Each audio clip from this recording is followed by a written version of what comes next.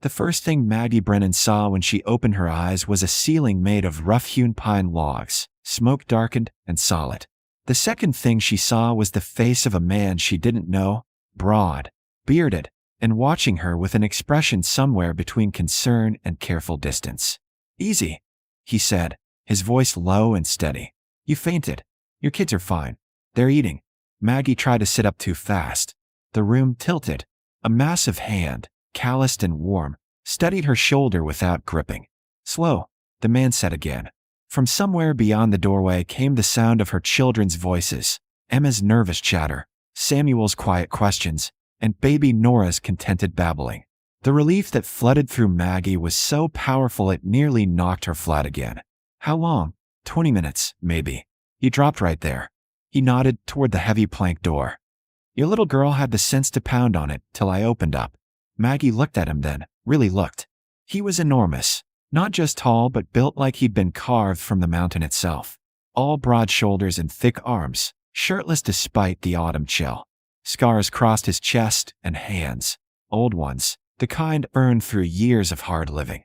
His dark eyes were steady, unreadable. "I'm Maggie Brennan," she managed. "I'm sorry. We were walking, and I ran out of strength," he finished. "I'm Callan Rourke. This is my place." 2 days earlier, Maggie had stood in the cramped boarding house room in Asheville, staring at the eviction notice nailed to her door. 3 months behind on rent. She had until Friday to settle the account or vacate. She had $4 to her name. Her husband, Thomas, had been dead 8 months. A logging accident high in the Carolina mountains, sudden and brutal. The company had paid her widow's pension exactly once before deciding she didn't qualify. Some clause about contracted workers versus salaried men. She'd fought it. Lost. Tried to find work. No one wanted to hire a woman with 3 children under 7 and no one to watch them. So she made a plan. A desperate one. Her cousin Ruth lived in a settlement high in the Smokies, a place called Thatcher's Ridge. Ruth had written once, years ago, saying there was always room if Maggie ever needed it. The letter was old. Ruth might not even be there anymore. But it was the only thread Maggie had left to pull. She packed everything they owned into 2 canvas sacks, dressed the children in their warmest clothes, and started walking. The first day wasn't bad. Emma, 6 years old and serious beyond her years, held Samuel's hand without being asked. Samuel, carried a small wooden horse his father had carved for him and didn't complain.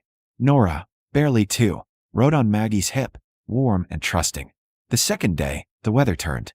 Cold rains swept down from the peaks, soaking them to the skin.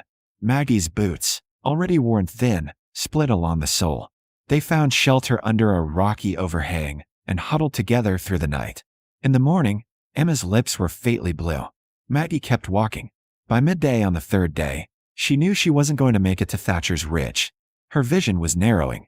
Her legs felt like they belonged to someone else. She had pushed her body past every reasonable limit, and it was done listening. Then she saw the cabin. It sat in a clearing surrounded by towering pines, built low and solid against the mountain. Smoke rose from the chimney. Firewood was stacked in neat, impossible rows along the side wall. It looked warm. It looked safe.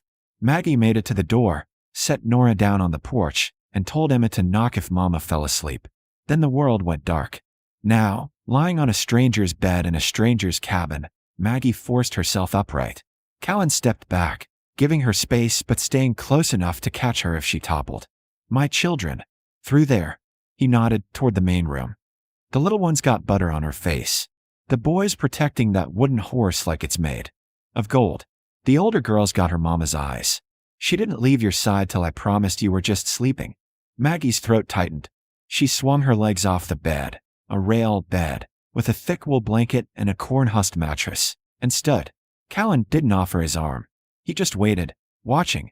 She walked into the main room and found her children sitting at a rough planed table near the fire. Emma looked up, her thin face flooded with relief. Samuel ran to her. Nora banged a wooden spoon against a tin plate, delighted. Maggie sank into the chair Callan pulled out for her and gathered them close. "We'll leave in the morning," she said quietly, looking up at the man who stood by the fire with his arms crossed, silhouetted against the flames. "I'm grateful, truly, but we won't impose." Callan looked at her for a long moment. Then he looked at the children. Then he turned back to the fire. "Storm's coming," he said. "Big one. You can leave when it passes." He said it like a fact, not an invitation. Maggie wanted to argue, but Emma was finally warm. Samuel's eyes were bright again. Nora was laughing, so she stayed silent. And the storm that rolled in that night lasted 6 days. On the second morning, Maggie woke before dawn and found Callan already outside, splitting wood in the gray light. She watched him through the window, the axe rising and falling with machine-like precision, each log cleaved clean in one stroke. He worked shirtless despite the cold, his breath steaming, muscles moving under scarred skin like something forged rather than born. Emma appeared beside her, quiet as a shadow. "Is he going to make us leave?" "When the storm clears," Maggie said. "We're guests, Emma, not family." But Emma was still watching him. He gave Samuel his own plate last night, and he fixed Nora's blanket when it slipped. Maggie had noticed that too, the way Callan moved around the children, careful, deliberate, never too close. He spoke to them in the same low, steady voice he used with her. No sharpness, no impatience, just calm. It unnerved her. Men like Callan, isolated, hardened, used to their own company, didn't usually tolerate chaos. And 3 children were nothing but chaos. Yet when Samuel had knocked over a cup of water at breakfast, Callan had simply handed him a rag and said, "Happens." Clean it up. No anger. No shame. Samuel had looked at him like he'd been given a gift. By the third day, the snow was piled waist-high outside. The wind howled through the pines, shaking the cabin walls. But inside, the fire burned steady and warm. Callan kept it fed without fuss, rising in the night to add logs so the children never woke to cold. Maggie tried to make herself useful. She cooked simple food, beans and cornbread and salt pork from Callan's stores. She mended the tear in Emma's dress. She kept the children quiet and out of the way. But Callan didn't seem to need quiet. He carved small animals from scrap wood and left them on the table for Samuel. He let Emma help him mix dough for biscuits, his enormous hands guiding her small ones. He built Nora a little stacking tower from smooth river stones and sat on the floor, solemn and patient, while she knocked it down 12 times in a row. Maggie watched all of it. Her heart caught somewhere between gratitude and confusion. "Why are you doing this?" she asked one night after the children were asleep. Callan was oiling the hinges on the door. He didn't look up. "Doing what?" "Being kind." He paused, set down the rack. When he finally looked at her, his expression was unreadable. "You think I shouldn't be?" "I think most men wouldn't be." Callan's jaw tightened. "Most men are fools." He went back to the door. Maggie didn't push. On the 4th day, Nora got sick. It started with a cough, wet and rattling. By evening, she was burning with fever. Maggie held her, rocking and whispering, her own panic rising like floodwater. Callan crouched beside them. "Let me see her." Maggie hesitated. Then, because she had no choice, she passed Nora into his massive hands. He cradled her like she was made of glass, one hand under her head, and listened to her breathing. "Lung fever," he said quietly. "I've got medicine. Willow bark and pine resin. It'll help." "You've done this before?" Something dark crossed his face. "Once." He didn't explain. Maggie didn't ask. He boiled water, steeped the bark, and cooled the mixture with snow. Then he sat beside Maggie and showed her how to get Nora to drink it, one slow spoonful at a time. He stayed up through the night, feeding the fire, keeping the room warm. When Maggie's eyes finally closed despite herself, Callan took Nora from her arms and walked the floor with her, humming low and steady until the baby's breathing eased. Maggie woke at dawn to find them both asleep in the chair by the fire. Callan's head tipped back, Nora curled on his broad chest, one tiny fist tangled in his beard. Her heart cracked open.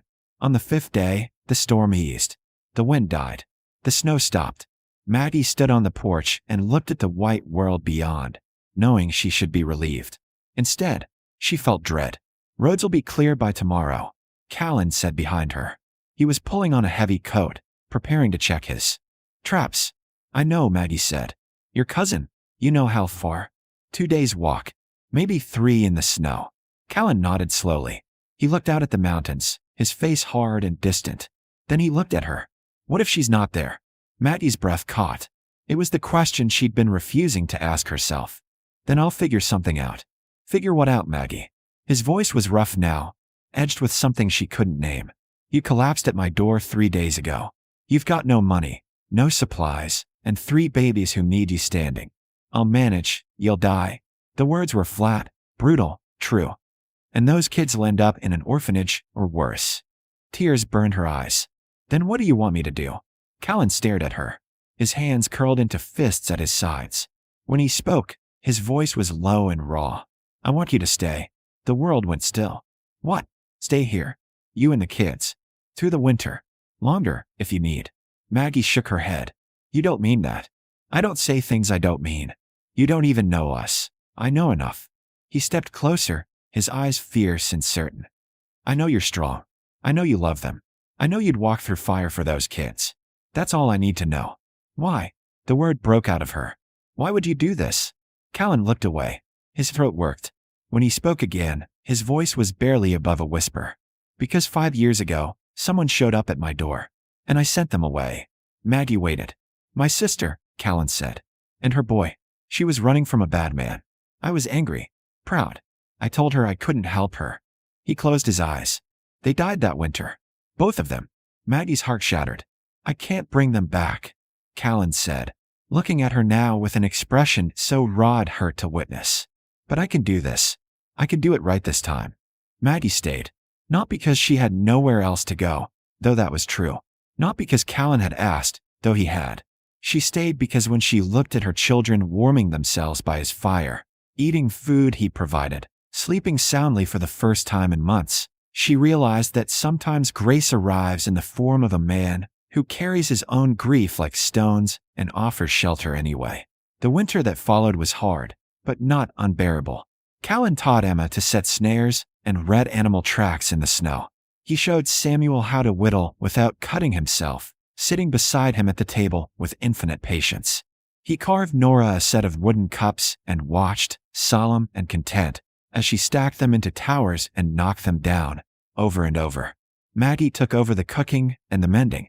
She organized Callan's chaotic stores, inventoried his supplies, and discovered he was terrible at planning meals and exceptional at over-preparing for disasters. She scrubbed the cabin until it gleamed. She planted early herbs in pots by the south window. Slowly, the space between them shifted. It started with small things. Callan asking her opinion on whether to trade furs in Asheville or wait for the spring market.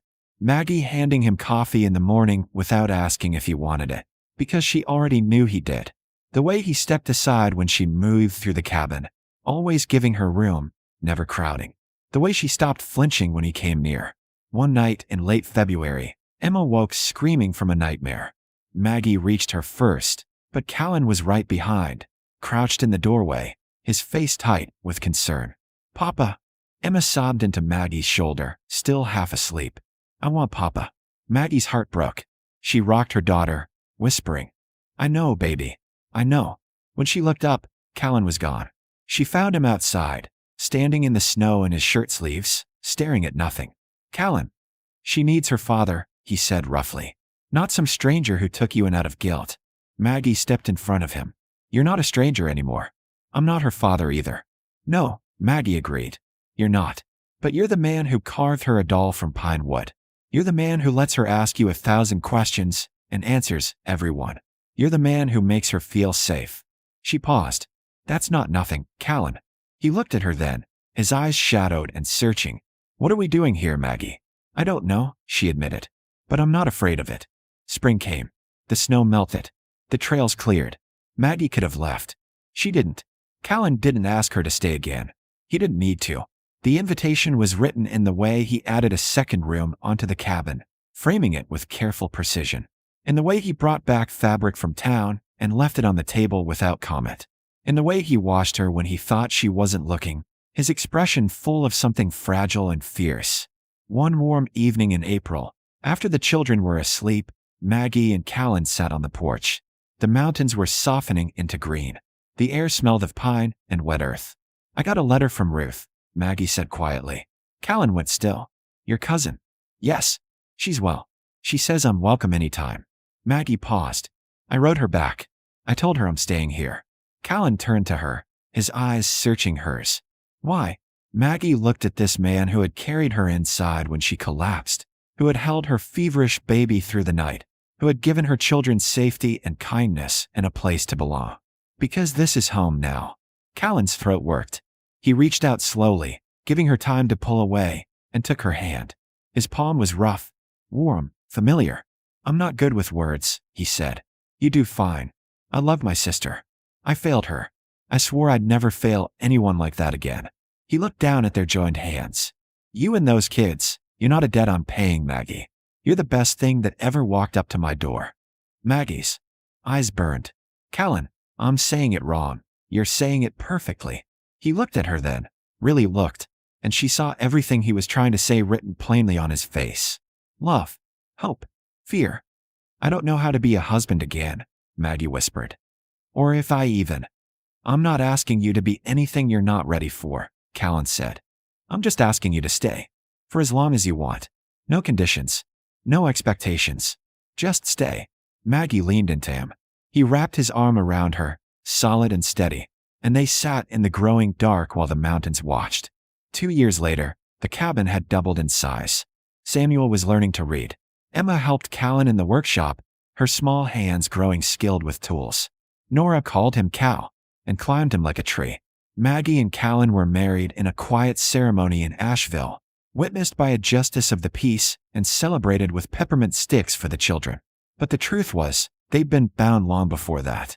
Bound by shared meals and hard winters. By the choice to stay when leaving would have been easier. By the slow, steady building of trust between two wounded people who had learned that love didn't have to be loud to be real. One evening, Callan came in from the wood line carrying wildflowers. He handed them to Maggie without ceremony, then crouched down to help Nora with her wooden blocks.